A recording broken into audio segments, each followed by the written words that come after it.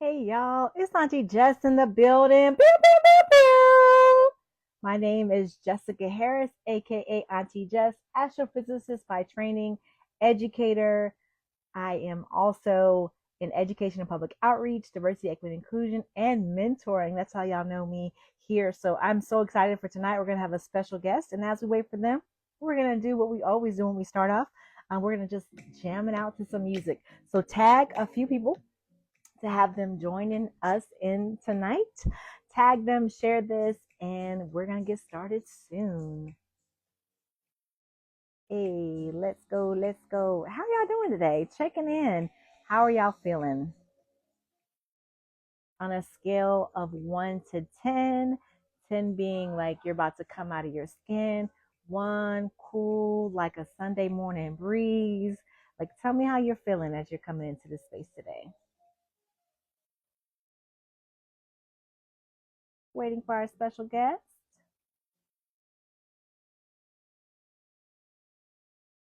Let people know that they need to join us. Hey, girl. Yes. Hello. Hey, how are you feeling? I'm good. How are I'm you? doing good. I'm doing good. I apologize a little bit for the delay. It's all right. Technical difficulties. So yes, I'm so excited to have you. So our special guest today is Dr. Amber.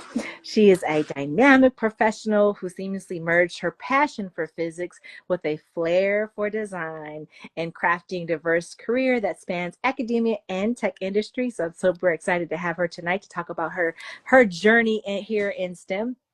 She began her journey in graphic design. Dr. Amber, has discovered a deep-seated passion for physics that led to her embark on a transformative path. In her current role, Amber plays a pivotal role in harnessing the potential of data to drive knowledge and innovation. So as a data professional, I know some of my students on here are interested in that. And I always tell them, like, listen, if you don't know what you're thinking about going into, you want an in-between job between graduate school, like look for a data position. So maybe you can shed some light on that.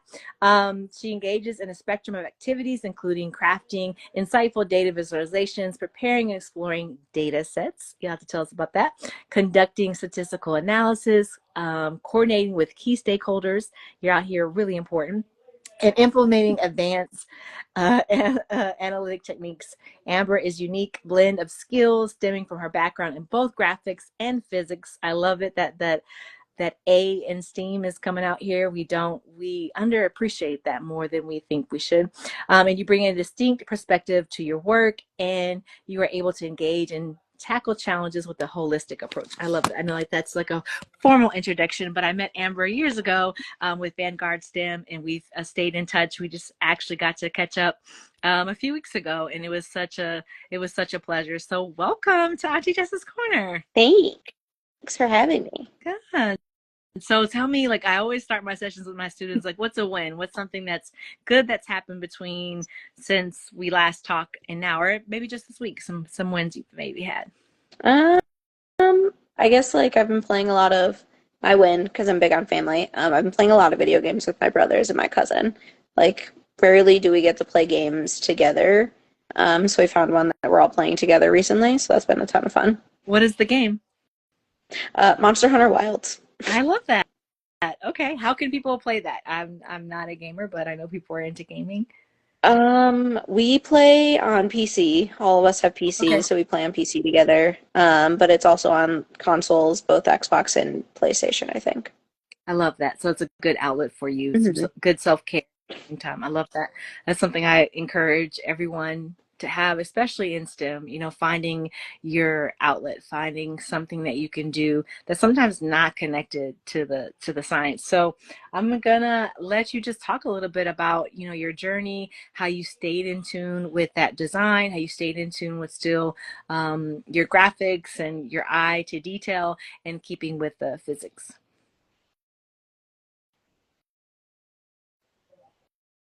Oh, you froze. Amber, are you still there? Maybe she'll come back. So as we're waiting for Amber to come back, I just want to introduce a little bit of what Auntie Jess is. If you're brand new here, welcome. If you are returning, it's so good to have you back again. Thank you for faithfully joining us. So Auntie Jess's mission is to inspire, empower, and support Black and Brown students, not just to survive, but to thrive within STEM. So I do that through mentoring, one-on-one mentoring, group mentoring. I'm also part of the NMC now, mentoring students one-on-one. Yeah, I saw that. Like, come back. I'm gonna invite you back. I don't know why I kicked you out. So I would love to. I'm gonna put my website into the chat. Please save that.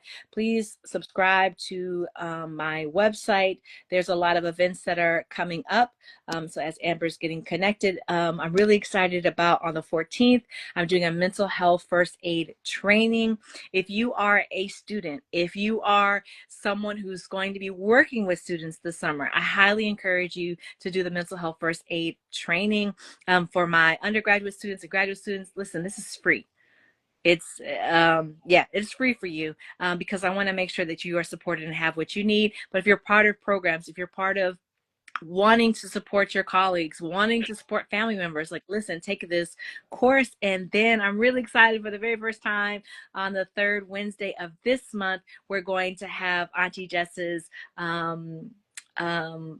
Let's Talk, where we're going to just come together, share space, have community, because I know there's a lot happening. There's a lot of, yeah, there's just a lot happening, and some of us just need community. I believe deeply that we can heal together. There's something about affinity spaces just set for us that we just get to be, and there's power in just being. So welcome back, Amber. How are you feeling? Sorry, it kicked you out. Yeah, it was so weird. It was just like, yeah, thanks for joining. And it was like it ended, and I was like, but it's still Yeah, there. yes, it is. And I, like, it said, like, you couldn't, like, I saw, like, oh, you couldn't accept attending, and now it's buffering. I'm not sure, but I hear you very clearly. Oh, good. Good. Okay, so what if you just want to share a little bit about your journey? Okay, there it goes. It's caught back up. So if you want to share a little bit about your journey. Yeah, sure.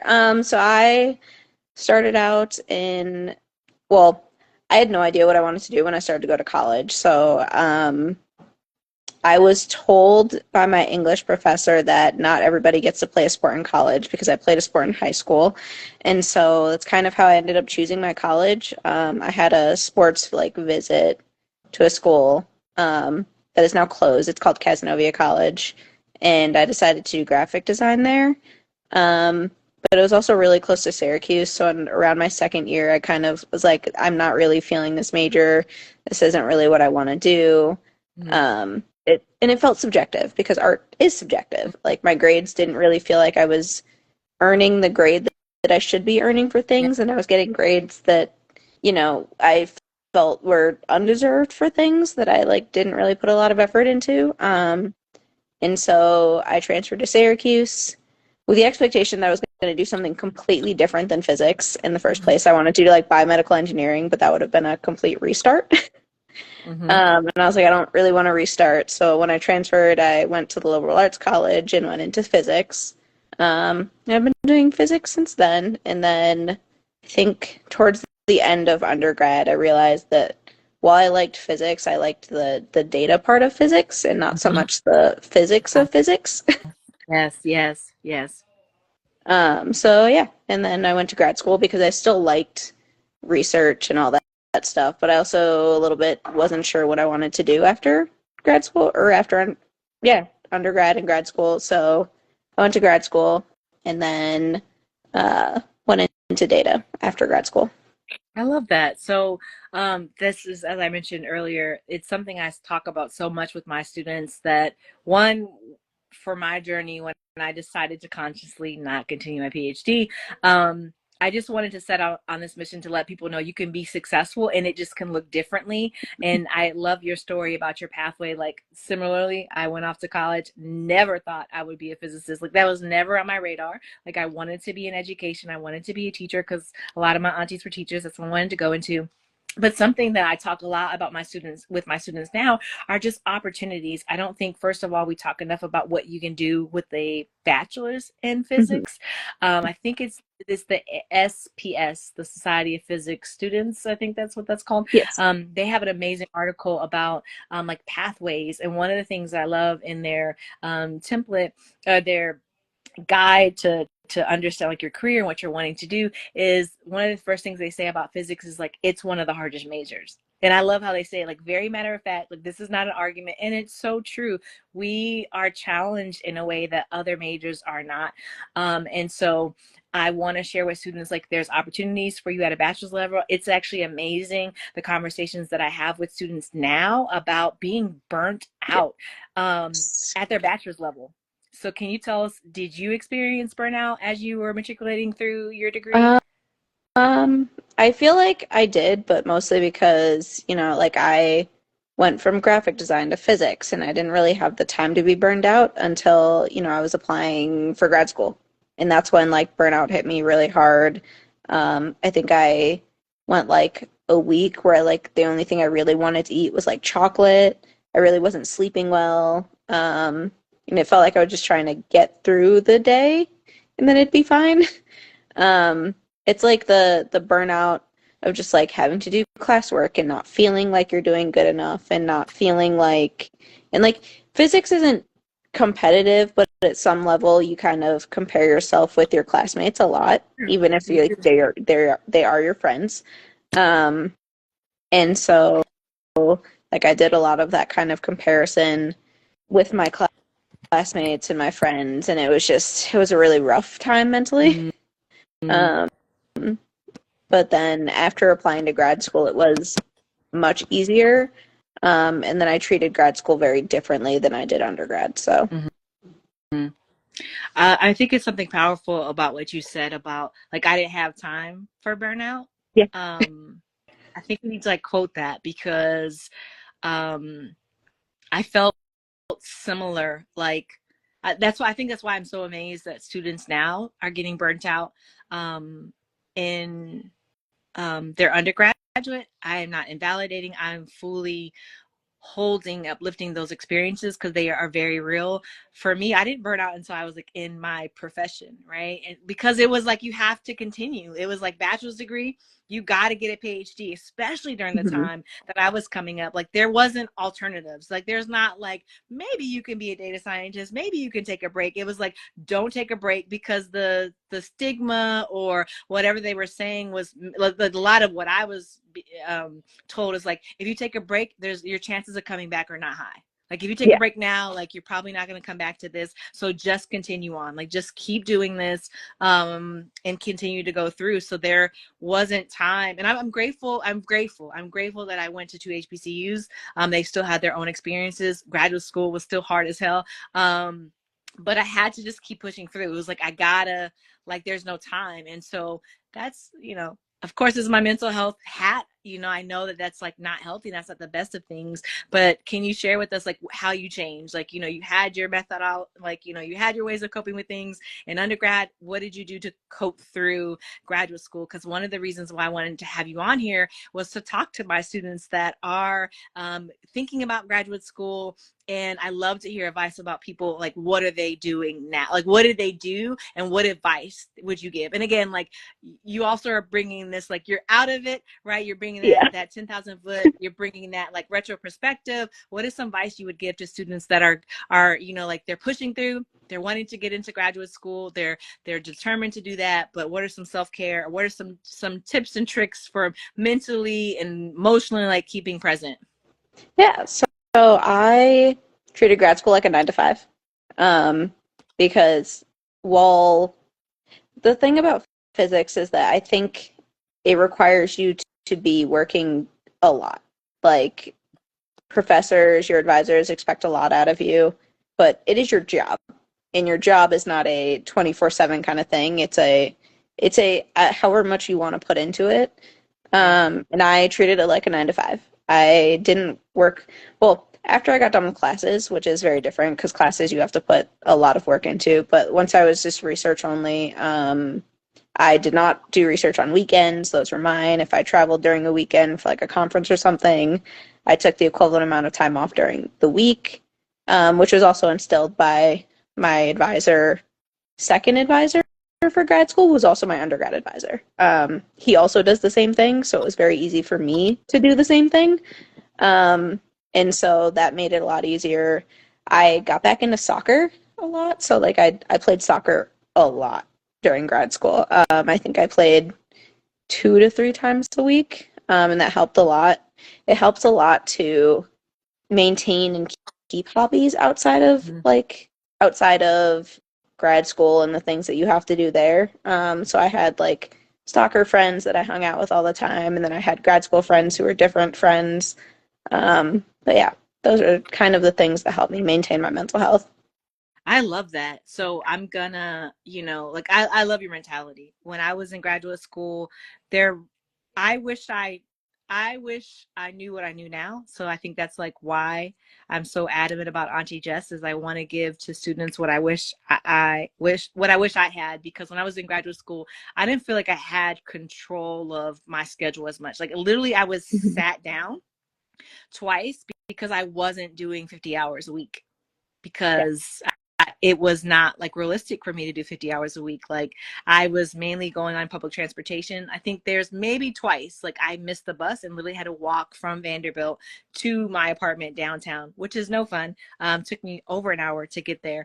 So how do you encourage students in graduate school to advocate for that, right? Like it really wasn't until I was in my profession that I was and then like years of doing outreach on the weekend that I was like, I'm reclaiming my weekends. Like you got to tell me way in advance if I have to do a Saturday, and you got to let me flex my time during the week if you still want me to go throughout the week. And like my priority is my children. So it wasn't until I was like way later on into my profession that Yeah. I established like these are my boundaries. This is what makes me like holistic. And so how would you encourage students to advocate for that? Like what if they're getting sat down and said, you need to do 50 hours, and they're like, nope, I got 40 hours to give you. How would you recommend for them to advocate for themselves? Yeah, so I guess I've gotten really lucky where like as long as I get the work done, nobody really cares what I do. So like I think that if you are getting your work done and you get sat down, like that's just a very it's a conversation you then need to have. Like, am I not doing enough because I'm getting the work done? Like we are meeting all of the goals you have set for me. So what am I not doing that's enough? Like That's good. I'm maintaining a level that I need to maintain to get this work done. If Yeah. you want me to go over that, you're not going to get the same level of work and you're not going to get it done to the same level it's getting done currently, Mm, kind of thing. good. That's good. I like that. So that also speaks to something that I want to give advice or tidbits to students that may be listening and thinking about graduate school. What you're speaking to, Amber, is like establishing those things in the beginning. Like, what are the Mm-hmm. expectations? What are the goals? How do you need me to make? Like, what are the milestones? Like, what do you expect to? So, in business it's like Q1, Q2, Q3, but Yeah. in school it's like semester. But like having those conversations early on, saying like what is expected of me, right? I was sat down Mm-hmm. like after the fact, kind of like you're expected to be here 50 hours a week. And that's also part of the reason why I didn't stay. Yeah. I didn't say doing that because I just couldn't imagine like this being my life. So that's really good. I love what you said also about like hobbies, staying connected to your sports, staying connected to things outside of what you're doing. Because I think that's also what was like, even though probably technically I was experiencing burnout, like that's what it was. And that's why I think why I got so like it felt so dreary or felt so hopeless, because I'm like, and especially when it came to writing. Tell us Mm-hmm. about that writing process. I um so because my grad school career was kind of tumultuous, but I ended up transferring back to Syracuse in 2020. So I graduated in May of 2021, I think is when I defended. And so up until that point, I essentially once I switched advisors, I wrote a paper a semester. And so like essentially we would start with I think we started like methodology, like things that are very matter of fact, right? Like the methodology, things that you know and you should know how to write. And then we went back and did like intro and conclusion. And then my advisor just sat with me and we just changed words. Because his take on it is as long as you get words on the page, we can always fix them. That's good. Ooh, that's some, listen, nugget dropped. So those that like, I'm big encouraging my students, like, take some notes. That was lovely. Like, it's for those that are in graduate school, for those, like, there may be some on here. I know my sisters popped on. We're out here, authors. That is such good advice. Like, push through and just put it down on paper. I know I struggle with that. Yeah. Like, I get paralyzed and I don't put stuff down on paper. And literally sometimes I have to force myself, like, just write it. Like, someone Yeah. else who you love will not judge you, and then they can critique it. And the person who really needs to see it can critique it then. But like, just getting it down, I think that's powerful. Yeah. And like sometimes it's like, oh, the sentence is correct. We just need to reword it. Or like, and sometimes like it's much easier to write things down just because you're thinking them than it is to think of something and have to write that thing down. Yeah. Yes, agreed. Other questions, a few more questions about graduate school. So one of the most common questions that I'm hearing now for students are like, one, preparing for graduate school, what are things that they should be seeking out, but also like, what did you look for in your graduate school experience and that you would advise people to make sure that they have? I know we're all individual and unique. I always encourage students, for example, like, be mindful of like where you're going to graduate school. Like, if family is really important to you, do not go like across the country. Like, that's not Yeah. feasible. It's going to be really hard for you to travel home to family. So location for some can be really important. What would you advise for those as they're considering beyond, like, yes, some advice about the academics, about research prior, but then also like some things that we may not be thinking about as you're preparing for graduate school? Yes. So, I guess for me, when I was picking graduate school, one, it's only I could only consider places I got in. But I also only applied to places that were like it very specific. So I knew what research I still wanted to do when I was an undergrad, so I only applied to places that had that had that research. But I also didn't want to go super far from my That's family. good. Because I did not want to have to take a like cross country flight to get back for the holidays and things Yeah. like that. Yeah. Um, Good.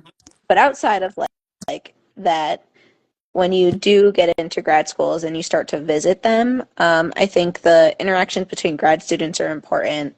If there are, if you, because most grad students or most grad schools have their grad students online, if you know that there are people of color at that grad school and their people of color are not participating in their visit, in that visit day, then maybe that's like something you take into consideration. Like, why did this person not uh, like participate in visit day, like what's going on, kind of thing. That was something that was pointed out to me and my one of my best friends after we transferred. She's like, oh, like I knew that you guys went here, but like you weren't at visit day. And I was like, yeah, we were not. So Yeah. things like that. Yeah, that's some good advice. So there is a question here by OK.Kiana. I apologize if I'm saying your name incorrectly. The question is, any advice on knowing if graduate school is for you? I also get this a lot from my students. I'm not crazy eager to go back to school, but I feel like people that go to grad school are really eager and excited. Well, this is good. I don't think I wouldn't say I was eager and excited for grad school. I'm gonna be honest. I personally think I went because I wasn't sure what I wanted to do after undergrad, and grad school is such a natural path, and it Mm-hmm. gave me more time to figure out what I wanted to do after. I think my advice a lot of the time now is like for me leaving academia, the consideration of what I wanted to do after I finished grad school was I can plan and prep to put myself in the best position to leave academia in grad school, right? Like if you have conversations with your advisor or you start thinking about it early enough, you can tailor projects, you can do internships. Like there are so many things that you can do to set yourself up for grad school. But I also think that it's okay if it's not for you and Yeah, everybody else seems excited to do it. Because sometimes just grad school is hard. it's It's very it hard. it is mentally taxing, it's emotionally taxing. Like it's a hard thing to do, and that's okay if it's not for you. Yeah.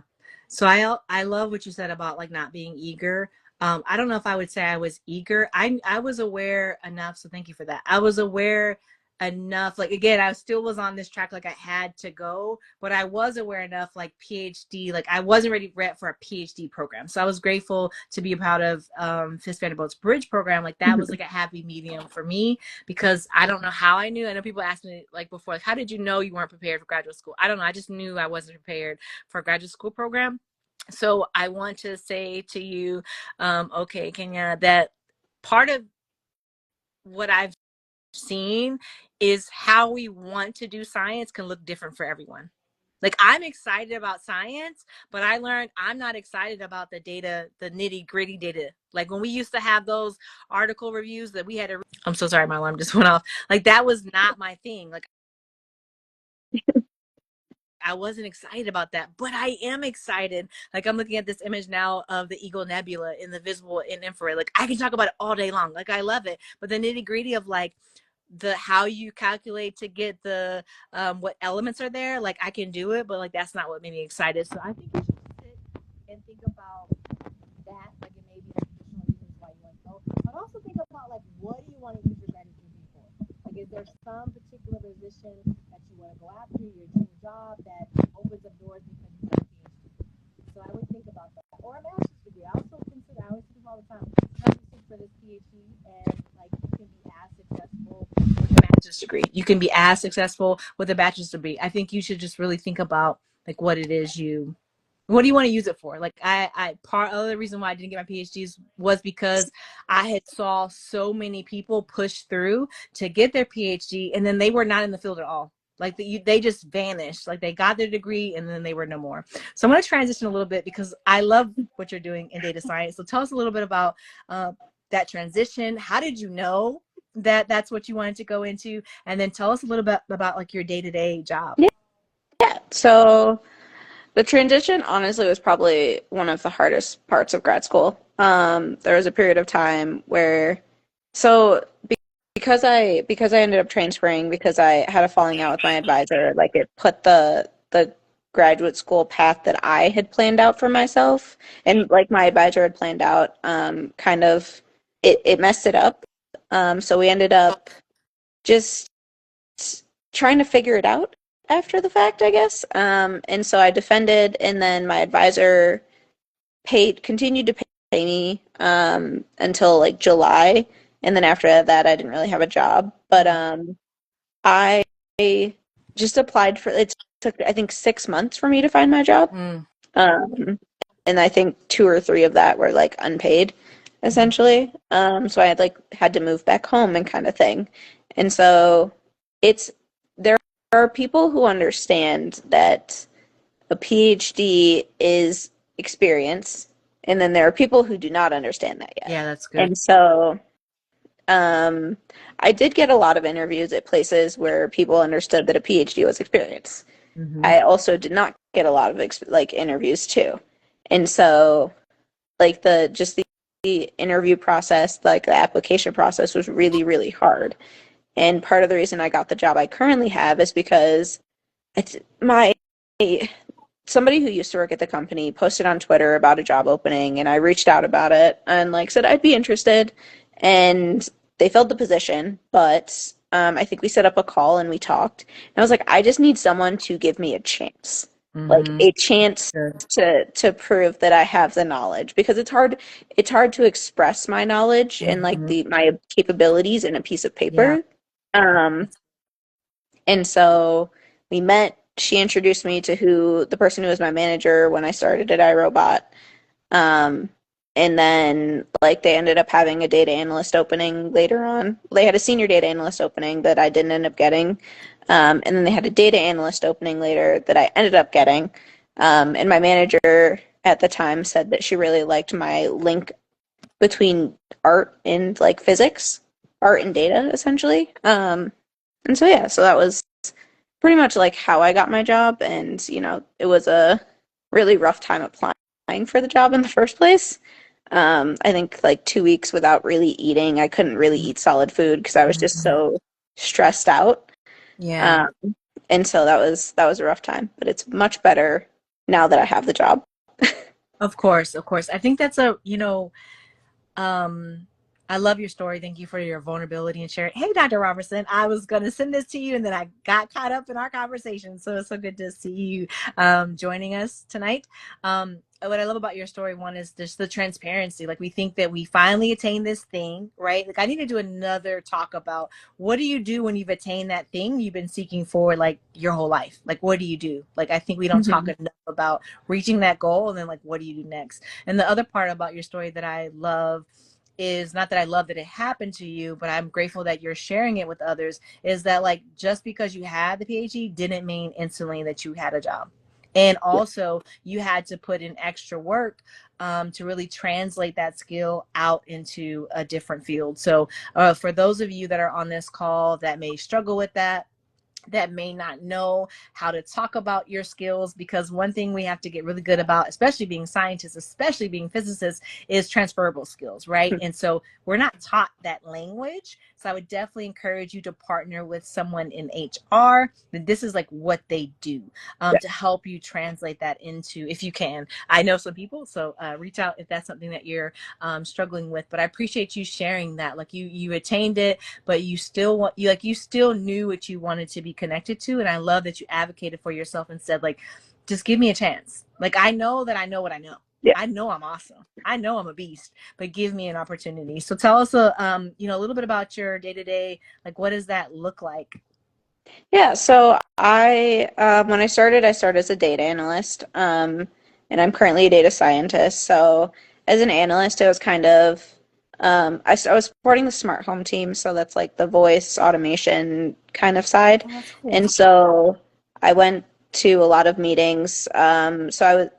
We had a lot of new innovative products and ideas. So like Siri wasn't originally a voice feature, and then I think it was introduced shortly after I Oh joined. wow. And so I was in a lot of meetings talking about like what data we wanted for Siri to like best track it. Um, and then building dashboards so that they could just be run and new metrics will show up for our stakeholders. I helped release a beta feature and monitored that for a little bit. So that was like my analyst job, and then my data science job has been kind of so one of the ideas I had, it was my brainchild, was to use our like customer reviews to make sure that because our reviews tell us a lot about our customer perception of our products, and they also drive sales. And Mm-hmm. so how can we use our reviews to make sure our products are doing better or to find out where we're struggling with our products kind of thing. So that's been my data science project and has kind of like become my niche topic where I live in the review world at iRobot right now. I love this. It's so I can hear just years of experience. I can hear the what we would call more industry side of Mhm. what you're saying and talk. That's not so much in the science talk. So I just love to hear it because I think that there's so much that we can do with our degrees, and there is a different language than our world. Like our Yes. physics and astronomy does have its own world, does kind of have its own vernacular, but as you transition into that corporate, as you transition into, like you said, big companies, right, where you're needing customer input, right? Like we don't get customer input on a data code. Like no one gets to, unless you're, I think the most customer service kind of feedback that you get are when you're doing outreach events, like if that, Mhm. right? But so like to hear you like incorporating things like I get excited about it because there's a geek in me that like low key wish I could work at Apple, but no, I would never like work at Apple. Like I want to be like the customer service for Apple. Like I would Yeah. really enjoy something like that. That's just because I'm geeky. I'm the one that always loves to like figure out like the tips and tricks that no one else knows how to do. So, um, can you and can you speak to just speak a little bit more about the art side and how you're incorporating that and still keeping that as a forefront of something you're really passionate about? Yeah, so I mean, art doesn't really play as much into physics, but like it does in the way that you design your plots, right? Like all of my plots for like, I think one of my last papers were all the same color. Like I went out of my way to change all the lines so that they were all cohesive with all of the like scatter plots that we did. Um, and so all of the plots have the same color, but it's also like colorblind friendly. And so recently, I made a color palette for our company in the dashboarding software that we use that is 20 colors and all colorblind friendly, and so they all are cohesive and they make sense together. And like that kind of thought, like process, not a lot of people would do or like think to do or do the colors that I do kind of thing. Um, Before like some people left, I had a conversation with one of I think it was a UX designer, and we were Mhm. going to make infographics for fun. I love Like my data with like a little bit of input from like the art side that I know, and then like mostly they just design the graphics kind of thing. We didn't end up doing it, but that was one of our ideas. Kind of I thing. love that. I think in astronomy, that's the outreach side. I mean, when you said infographic, I'm like, oh my God, I love an infographic. Graphics are fun. Oh, they're so much fun. And so, can you tell for those that may not know about the colorblind colors and colorblind friendly? Can you speak to that just a little bit so we can all, just for those that may not know what that means? Yeah, so a lot of the times there's a website that exists and you can like upload a plot to it and it'll show you like if it'll show you what what your plot would look like in certain colorblind palettes like red, green. I don't remember what the other colorblind names are. But like all of those colors, it'll show you what those colors look like. If you want to create a color palette, I've used Adobe. Adobe has like a color accessibility. I So in terms of they you can also create a palette that is colorblind friendly, but you can also create you can see the contrast between text and like a background, for example. So I've used those to create like the palettes and things like that. Yeah, I love that. And can you have to send me that resource so that I can add it to my Auntie Yeah. Jess's like link of things because it's something that I mention often to students when I'm giving them advice about presentations. So, Dr. Robertson has a question. Is your current job closely related to your thesis project? If not, why did you choose to go in a different direction? Thank you for the question. Yeah. So my job is not related to my thesis project at all. I left physics in general for the data world, and so I'm a data scientist now. I chose to leave because I liked physics and I liked what I did, but when LIGO made their second detection, I think it was the second detection. Yeah, I made the plot for the second detection that was shown like in the news and the press release and things like that. And so like I got to work very closely with that data. Mm-hmm. And so I just realized I like the data side more than I like the physics side. Mm-hmm. And so that's kind of why I chose to go in a different direction and leave I love academia. So, what advice would you give to those that like are feeling like uncertain, like they're wanting to follow this passion, but again, like we're socialized, like academia is the path, right? What advice would you give to students that are thinking of doing alternative, what we are now calling alternative career pathways? Um, the things that I wish I did that didn't really get the chance to do, that I plan to do is I wanted to do an internship outside of That's so I did intern over the summer at a national lab. So that is a thing to see. yes, It's academia, but not academia. yes, And so highly recommends a national lab internship if you're uncertain. yeah. You can also, while you're in a PhD program, unfortunately, a lot of companies hire like PhD interns. Like you're in the process of getting a PhD, so a lot of companies will hire you to intern then. A lot of the times those might turn into full-time jobs after, which Hmm. is nice. So that's one of the things that I wish I did that I did not do that would have better prepared me. I think that data science in general, specifically, is much harder to get into now than it was then. Okay. Um, and I don't have the driving motivation to do external projects. But Gotcha. if you do, external projects are a great way to like get into data science, and they look great to employers. Okay. What makes it harder now to get into data science than it did before? Uh, it's very specific now. Like a lot of companies want like generative AI, or you to know something about large language models and things like that. Yeah. Um, so it's very data science is very niche and specific now. Yeah. Thank you for that advice. I think that's really good. I tell it to students too. So it's good to hear that affirmation, especially for my mentees that are maybe watching this. But I tell people all the time too, like if you're not sure, like research, academia is your thing, like go to go to a national lab. Like like it's still connected to the science, but not as much as the pressure, kind of like academia, but not really academia. So that's really good to hear. Any like final thoughts or things that you'd want to share, let people know, like advice for students, advice for professionals, how to stay connected, like what you got? Um, I don't know if I have any more advice. I think I gave it all. I appreciate it. Like how we reconnected this year is we were part of Vanguard STEM. They do an annual like mentoring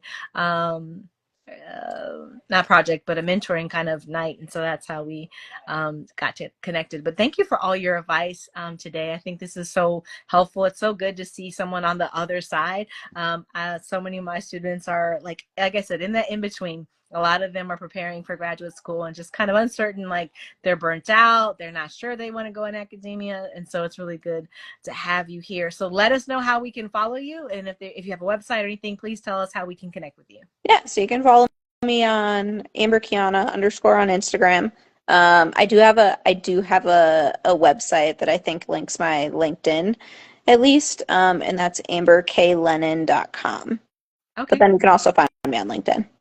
Okay, I love that. So they Amber K. Yep. Okay, Lenon.com. So I will make sure to add that to Auntie Jess. Well, thank you so much for joining me tonight. I really, really appreciate it. I love that we got to catch up, and I'm so fortunate that you got to jump onto Auntie Jess's corner tonight. It's been like such a blessing for me. So I will be messaging you, and we'll connect again soon. Thank you. Of course. Thanks for having You're me. welcome. See ya. Bye. All right. Thank y'all for coming on. This has been so great tonight. It's good to catch up with friends. It's good to see some of my friends and colleagues also on here. Hey, y'all. Thank you for jumping on and supporting. Some of you guys come on a regular basis, and I do not take it for granted. So, again, my name is Jessica Harris, aka Auntie Jess. Pew, pew, pew, pew. I'm really excited. Yes, Amber has dropped her link in the chat. So it's Amber K Lenon, AMBERK, the letter K like kite, LENON.com. And I will save this for those that are watching this afterwards. I will save this into my Auntie Jess's link tree. And so you can find Amber and follow her and connect with her on LinkedIn. If you're a student, listen, y'all know I would encourage you, follow Amber. When you meet people, go follow them on LinkedIn if they have a LinkedIn. So I'm really excited about some things, a little housekeeping notes. I will be seeing you again next Wednesday. Not next Wednesday, sorry. Next month, the first Wednesday in April, I'll be seeing you again. March, I don't know where I'm going with the date. Sorry. March 14th, I will be doing a mental health first aid training. I want to say, if you are a student, this is free for you. If you work with students, I highly encourage you to become trained as a mental health first aider. This training allows you to recognize early signs and symptoms of mental health challenges, worsening signs and symptoms of mental health challenges, and someone in full out crisis. Like, what do you do? How do you have the resources? And if you're also just a professional, you're working with people, you have a caring heart, and you're trying to think about like, how can you do your part for your community? Like, join me and let's do this training together. That link is also in my link tree for you to join. And I'm really, really, really excited for this, the third Wednesday of this month. Let me pull out the date. I know I'm doing, because the reason why I'm saying like the first Wednesday and the third Wednesday, fourth Wednesday of every month is because this is going to be reoccurring, y'all. I'm super excited about it. So March 19th, meet me at 12 p.m. and we're going to have an Auntie Jess Let's Talk. It's a affinity space for us. For BIPOC individuals, you can be in STEM, you can be not in STEM, but you just need a place to come and be. There's a lot happening in this world. There's a lot going on. And sometimes we just need a space to be. Sometimes we just need a space to heal. I want to give out shouts out to National Society of Black Physicists. We had a town hall, and I felt like it wasn't intended to be a healing space, but I felt the community. I felt encouraged. I felt a sense of healing and just being seen. And so I want to create this for us. No one else is doing it, at least to my knowledge. And if you are, please share this information with me. I'd love to work with you. But it's just a space for us to come to gather for an hour. We will have some grounding techniques. We'll have some breathing techniques that you can come and join us. So I'm really excited about that. So again, March 14th, which is next Friday, is the mental health first aid training. Again, students, undergrad or graduate students, I will offer this to you for free. If you're having any challenges, you really want to do this course, but maybe the barrier for this course is an issue, please just message me. I will work with you. And then again, please share it wide and broad that March 19th, we're going to have our first ever Auntie Jess Let's Talk. We're going to do this every month, y'all. So there's an opportunity for us to come together during lunchtime and just share space. So again, my name is Jessica Harris, aka Auntie Jess. You can follow me at Love Auntie Jess here on Instagram, on Twitter, on Thread, on Facebook. It's Auntie Jess Love. You can find all of these if you can't remember at jessicaaharris.com. Again, that's jessicaaharris.com. Man, it's been a pleasure to have you. I want to encourage you that you're amazing. You're super needed just the way that you are. Continue to show up. Continue to be brave. And let's thrive out here in these STEM streets. All right. I love y'all. Bye.